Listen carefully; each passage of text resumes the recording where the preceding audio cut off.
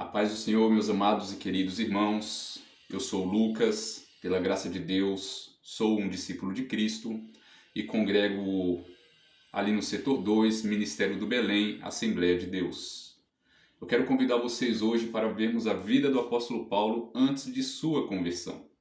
Na aula passada, a saber a primeira lição, o mundo do apóstolo Paulo, vimos de forma introdutória a vida deste homem, que sem dúvidas, ainda nos dias de hoje, inspira milhões de pessoas. Falamos acerca de como era o seu mundo, de como era a sua tríplice cultura, a saber, a judaica, grega e romana.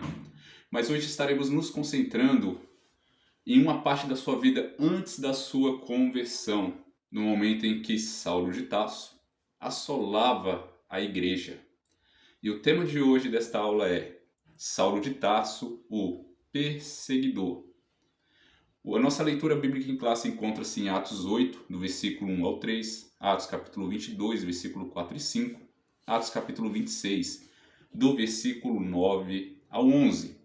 E falando ainda dos objetivos específicos, a começar pelo objetivo geral, devemos conscientizar a respeito do problema da perseguição aos cristãos no mundo. E o primeiro ponto, elencar as características persecutórias de Saulo, expor a respeito da perseguição contra a igreja em Atos. E 3, esclarecer a respeito de um sistema contra a igreja. Irmãos, antes de iniciar, como o escritor tem nos proposto aqui, sobre elencar como Paulo fazia as perseguições, expor a respeito da perseguição e esclarecer a respeito de um sistema contra a igreja, eu queria falar uma coisa que eu acho muito importante, que Paulo, ele, antes de qualquer um, ele se via como um perseguidor, depois que ele se converte. Os irmãos vão perceber que quando ele escreve aos Gálatas, capítulo 1, versículo 13, ele vai dizer que ele assolava a igreja de Deus. Paulo se via como um perseguidor quando ele olha no retrovisor do passado de sua vida. É interessante quando ele escreve à igreja de Coríntio, a saber, 1 Coríntios capítulo 15, versículo 9, ele mesmo vai dizer que ele não é digno de ser chamado de apóstolo. E ele vai dizer que ele é um menor, justamente porque ele perseguiu a igreja. Então ele, por este motivo, porque ele foi um perseguidor da igreja, ele nem se considerava digno de ser chamado de apóstolo. E ele se considerava o menor dentre todos os apóstolos. A saber, esses apóstolos que ele fala que se considerava o menor, ele está falando dos 12 que havia em Jerusalém. Então ele se considerava o menor dos apóstolos por haver perseguido a igreja de Cristo. Mas não somente Paulo se considerava um perseguidor, mas o próprio Jesus o considerava um perseguidor. Quando olhamos no capítulo 9, quando Paulo estava a caminho de Damasco, quando Cristo de forma gloriosa aparece para ele, podemos ver que Cristo fala: Saulo, Saulo, por que me persegues? Dura coisa te é recalcitrar-te contra os aguilhões. Ou seja, Paulo estava perseguindo a igreja, mas aquele que persegue a igreja, persegue ao próprio Cristo. Aquele que persegue o corpo, persegue o cabeça. Aquele que persegue os membros, persegue o dono do corpo. Ou seja, uma das perguntas que a lição faz é: por que a igreja não foi destruída?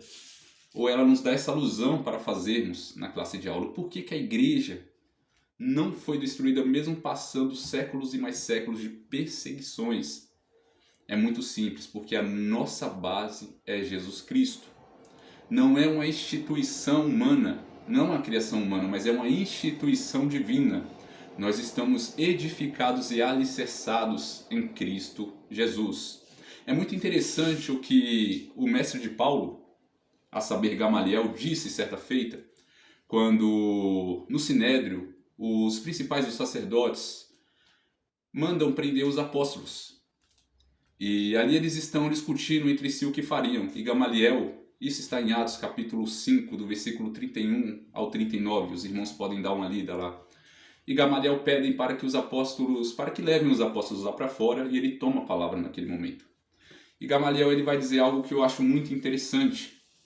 ele vai falar que se é obra de homem, assim como muitos se haviam levantado naquele tempo falando que era alguma coisa, mas não eram levantados por Deus, e se desfez, Gamaliel fala, se for obra de homem, isso se desfará, isso não continuará. Porém, devemos tomar cuidado, vocês devem tomar cuidado, porque se isso for obra de Deus, isso não se desfará. E ele dá este conselho, falando que se fosse Deus, eles tinham que tomar cuidado, porque senão eles se pegariam não só lutando contra a igreja, mas contra o próprio Deus. E de fato, a igreja não é uma instituição humana, mas divina, porque ela percorre a esses 2000 anos e tem permanecido de pé. A perseguição não derruba a igreja, não desfaz a igreja, porque a base é o Senhor Jesus Cristo. Amém? Então quem persegue a igreja persegue o próprio Senhor Jesus Cristo. Mas Paulo se via como um perseguidor, Cristo o via como um perseguidor, mas os discípulos também viam Paulo como um perseguidor. Paulo ainda caminho de Damasco, quando chega em Damasco e Jesus aparece em visão para Ananias, Jesus fala para ele ter de encontro com este Saulo. E Ananias, muito temeroso, com muito medo, disse, mas Senhor, muito temos ouvido acerca deste que assola a tua igreja. Ou seja, Paulo era um perseguidor para os discípulos também.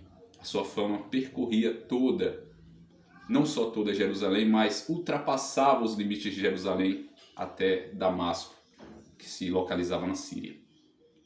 Então podemos ver que Paulo ele recebe o adjetivo no primeiro século e muito propriamente recebe este adjetivo como o maior perseguidor do cristianismo do primeiro século.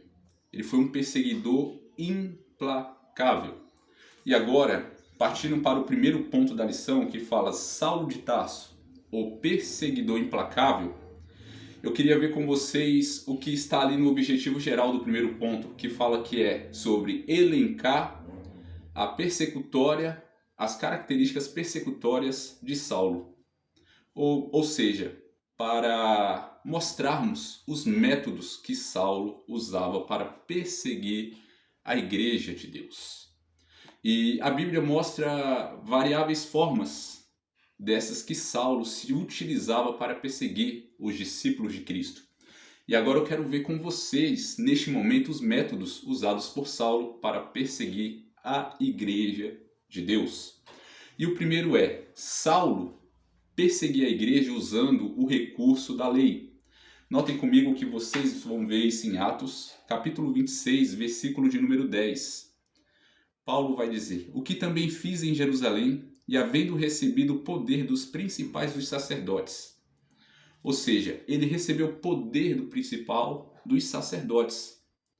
Paulo, ele usou a sua influência e o seu trânsito, ou seja, a sua circulação no Sinédrio, para conseguir o que lhe era necessário, a saber, essas cartas que o permitiam lançar os discípulos de Cristo em prisões e castigá-los severamente.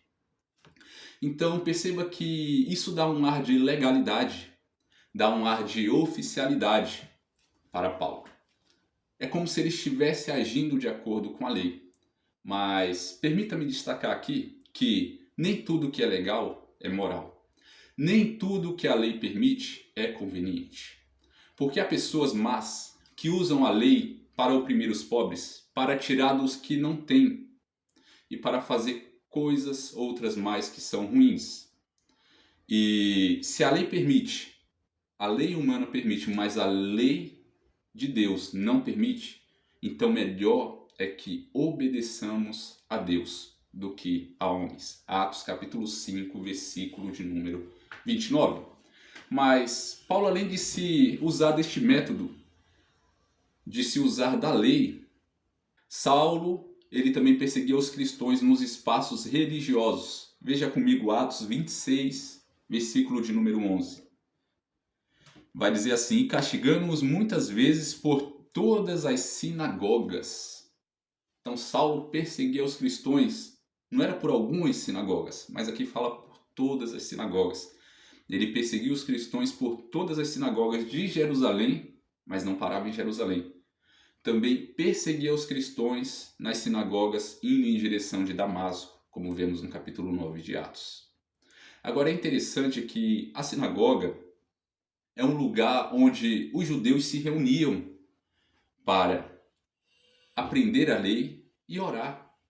E não diferente também os cristãos, eles se reuniam nas sinagogas para adorar e cultuar a Jesus Cristo.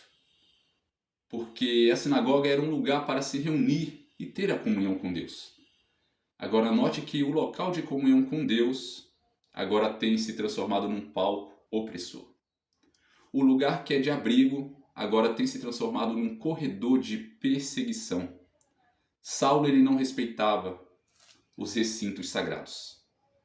E Saulo ele achava que estava fazendo ou prestando um serviço a Deus. É o que Jesus disse em João capítulo 16, versículo 1 e 2. Não vos escandalizeis. Ou ele diz que tem dito isso para que eles não se escandalizassem. Que expulsar-vos-ão, falando isso para os seus discípulos, das sinagogas e matar-vos-ão. E cuidarão estar fazendo ainda serviço, ou acharem que estão fazendo serviço para Deus. Que é o caso de Saulo, que achava que estava prestando o serviço para Deus, por conta do seu zelo sem entendimento. Ele perseguiu os cristãos. Mas ainda um terceiro método que Saulo usava, uma terceira característica persecutória que Saulo fazia para perseguir os cristãos, é que Saulo ele usou a tortura psicológica. Os irmãos vão ver em Atos 26:11 ainda, que ele não só perseguia, muitas vezes por todas as sinagogas, mas os obrigou a blasfemar. Então perceba que Saulo ele não só empunhava de forma legal, entre aspas, pela lei, uma tortura física aos cristãos, mas também uma tortura psicológica. Ele falava, ou blasfema, ou eu prendo você. Ou você blasfema, ou eu prendo os seus filhos, a sua mulher, ou você blasfema ou eu te mato. Ele empregava a tortura psicológica e obrigava muitos a recuar. Havia novos convertidos, pessoas novas na fé. E essas pessoas com medo de morrer acabavam blasfemando e recuando. Mas por outro lado, havia também os que não recuavam. Os que provavam os açoites, os que eram amarrados, eram lançados em prisões e morriam. Mas morriam fielmente a Deus e não vacilavam, permaneciam fiel até o fim. O quarto método que Paulo usava, que já temos até falado, que é a tortura física. Paulo usava a tortura física e podemos ver isso como referência a Gálatas capítulo 1, versículo 13, onde ele vai falar que ele assolava a igreja de Deus, onde ele devastava a igreja de Deus. Paulo ele não respeitava ninguém. Saulo, ele invadia domicílios, ele arrombava casas, ele pegava homens e mulheres e os lançava na prisão. Ele não respeitava, ele era truculento, ele era violento. Ele usava de todos os meios e ia além, usando o psicológico e a tortura física. E, em alguns casos, matava os cristãos, como já temos visto. O sexto método é que ele amarrava os crentes. Atos 9:21 vai falar que ele não só buscava para levar preso, mas buscava e amarrava, os prendia ali para levar preso.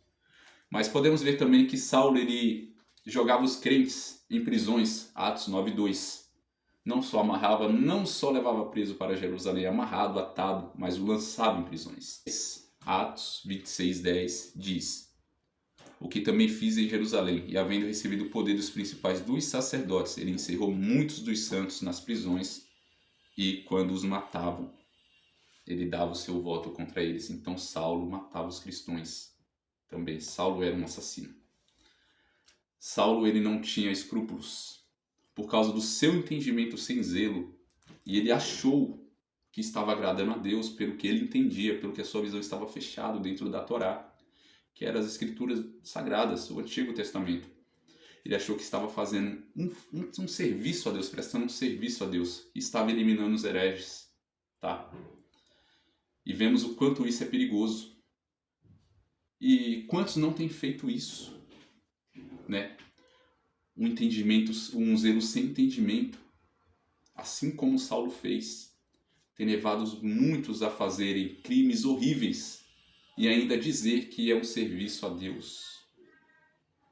Então isso é muito sério. Saulo passou por isso.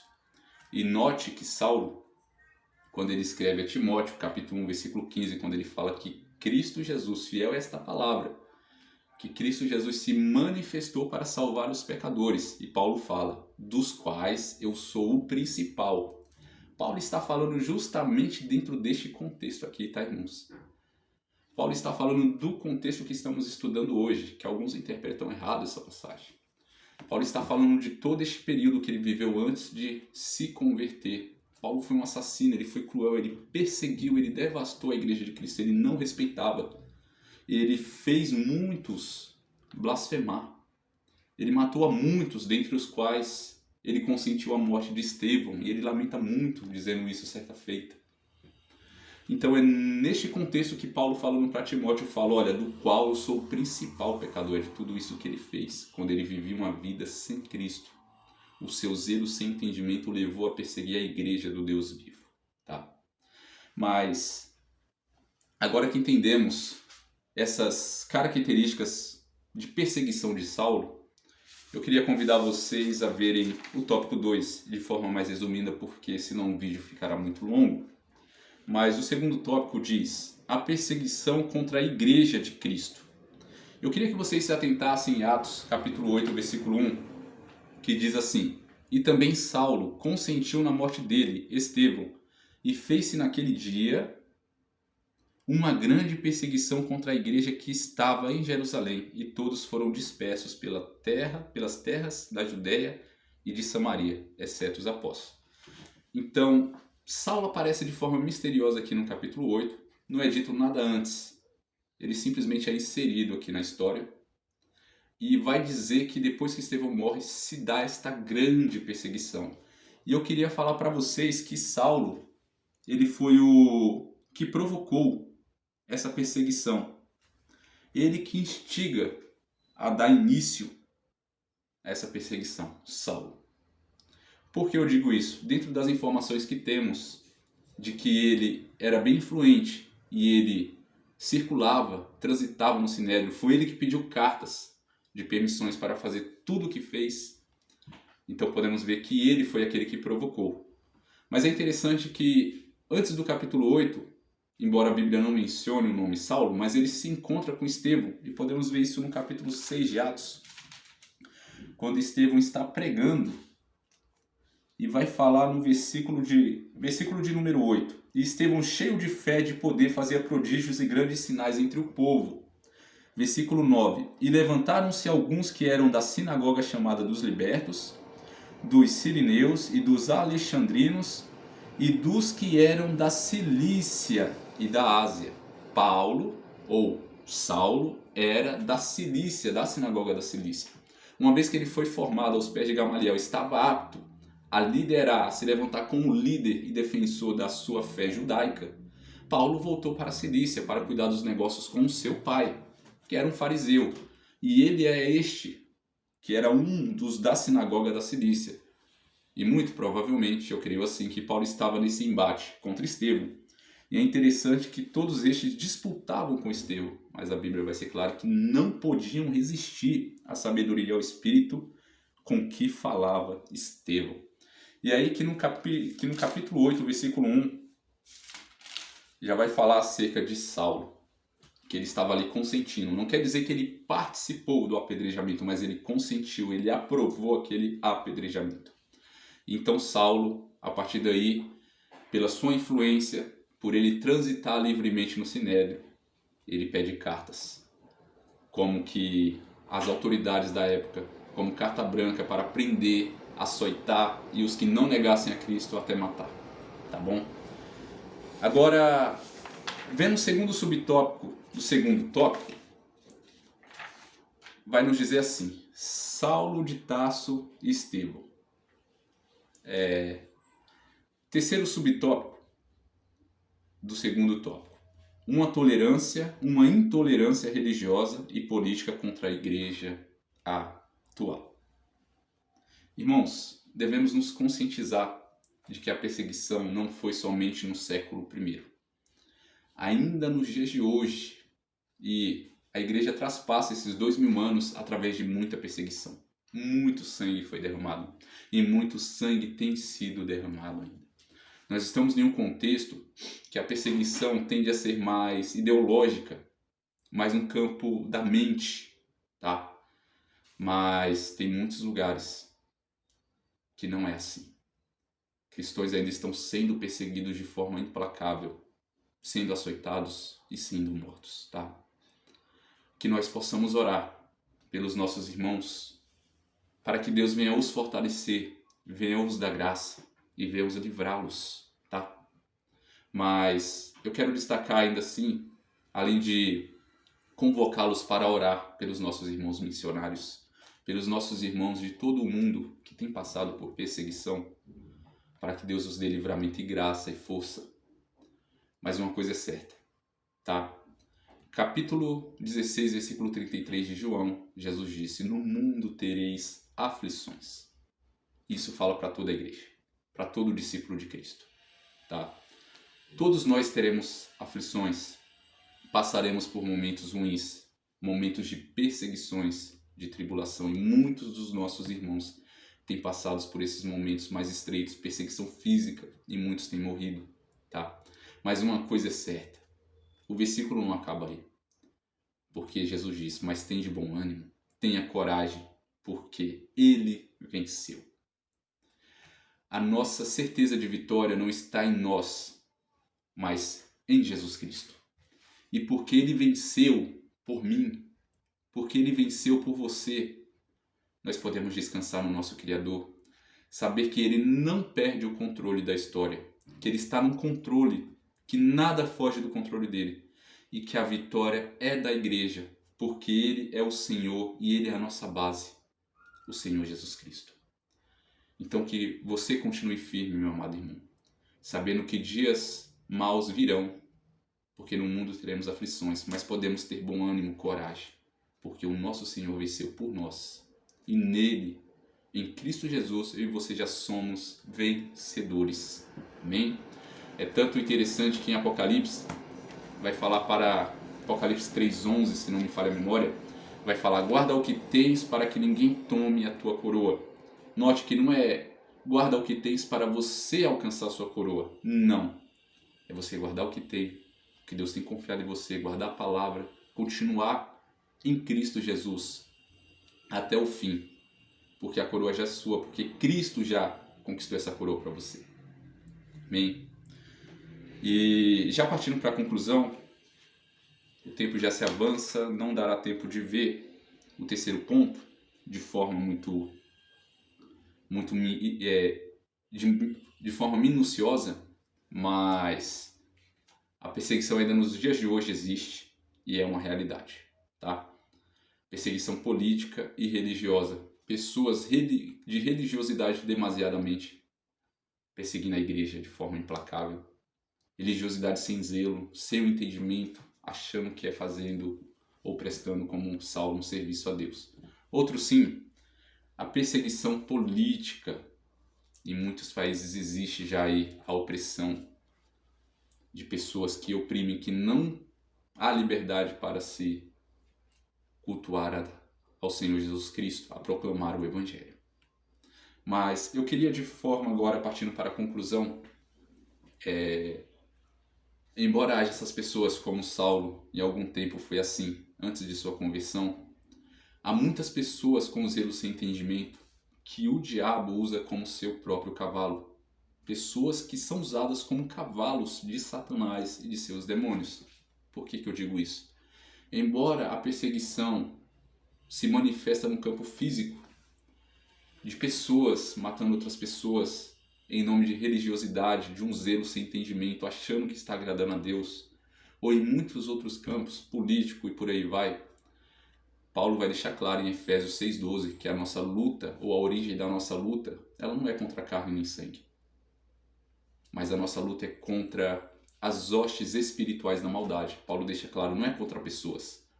Mas a origem da nossa luta é contra as hostes espirituais da maldade. Então, note vocês que é Satanás que ao decorrer dos anos, ou dos séculos, tem usado pessoas como cavalos para se levantar para a igreja, para tentar destruir a igreja, para tentar parar a igreja. Mas só que Satanás não pode destruir a igreja, Satanás não pode parar a igreja. Porque quem fez a promessa não foi eu, não foi um pastor, não foi um ser humano. Mas quem fez a promessa foi o sumo pastor, o Senhor Jesus Cristo.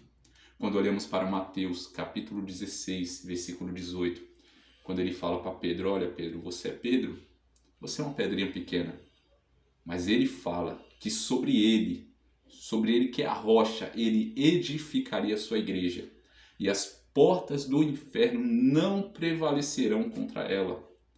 Então, o inimigo ele não pode parar a igreja.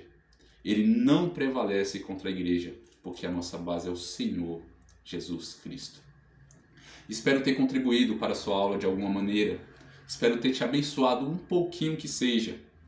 Que Deus em Cristo te abençoe. Se você tem me acompanhado até aqui, não esqueça de ativar o sininho. Não esqueça de se inscrever no canal e de curtir. Que Deus em Cristo te abençoe e que você possa ter uma boa aula. A paz do Senhor.